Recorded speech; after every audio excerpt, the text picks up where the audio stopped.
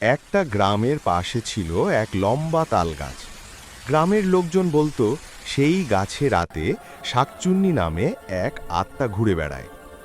সে সাদা শাড়ি পরে খালি পায়ে তাল গাছের মাথায় বসে থাকে আর চুল বেচায়। লোকজন ভয়ে রাতে ওই রাস্তা দিয়ে যেত না।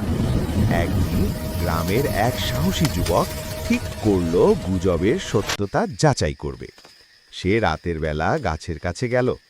হঠাৎ ঝড় ওঠে, গাছ দুলতে থাকে আর এক নারীর হাসির আওয়াজ শোনা যায়। সেই যুবক দেখে সত্যি এক সাদা শাড়ি পরা রমণী গাছের মাথায় বসে আছে। সে ভয় পেয়ে পালায়। পরদিন থেকে কেউ আর সেই তাল গাছের ধারে কাছেও যায় না। গাছটি একা দাঁড়িয়ে থাকে আর রাত হলে বাতাসে ভেসে আসে এক রহস্যময় হাসি।